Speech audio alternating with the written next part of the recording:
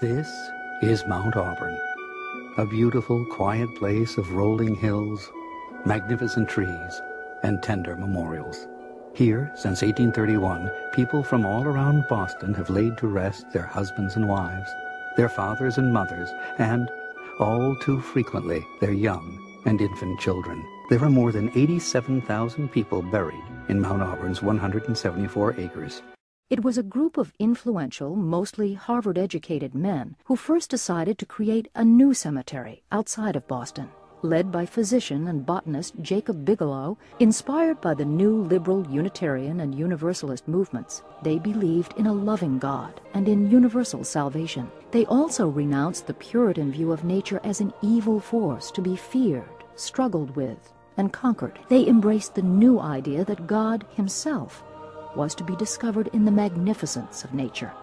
Consecrated in 1831, Mount Auburn became America's very first landscaped or garden cemetery. The first cemetery designed to be picturesque, meaning a setting of great natural beauty, embellished with tasteful works of art. Here, nature's glory would console the bereaved, and here, decades before Boston had a public art museum, impressive monuments, sculptures, and decorative fences would honor the dead and inspire the living. Mount Auburn became enormously appealing to the public. It drew thousands of visitors, quickly becoming Boston's most popular outdoor attraction, years before there were any public parks. Soon, seeing Mount Auburn was as essential to American and foreign travelers alike as a trip to Niagara Falls or a ride on the Erie Canal.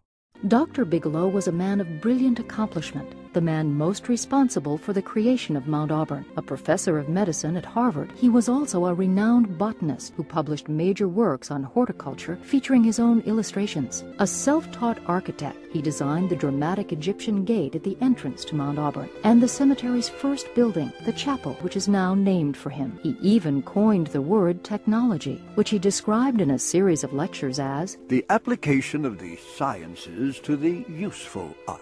A founder of the Massachusetts Horticultural Society, Dr. Bigelow made the connection between Boston's burial needs and the new idea that horticulture was the most distinguished of the fine arts, that beautiful landscaping could affect the emotions as powerfully as music or painting. Mount Auburn, founded under the auspices of the Horticultural Society, would prove his point. The popularity of this cemetery led directly to the creation of public parks throughout the country.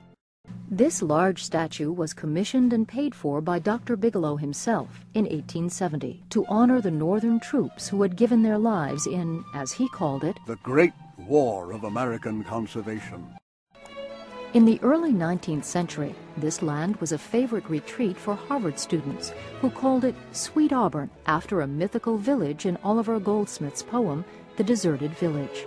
When some of these students later founded the cemetery, they named the hill Mount Auburn and bestowed the name on the whole cemetery. The tower was built in 1852 and honors George Washington. It is 62 feet tall and was designed by, who else? Dr. Jacob Bigelow. There are more than 4,000 trees here, representing some 600 varieties. Virtually all are labeled. This is one of the finest collections in North America. The Friends of Mount Auburn, a nonprofit educational trust, conducts frequent guided walking tours on horticulture, history, art and architecture, bird walks, and other programs. You'll find a great deal of printed information at the Gatehouse, located in Dr. Bigelow's grand Egyptian gate.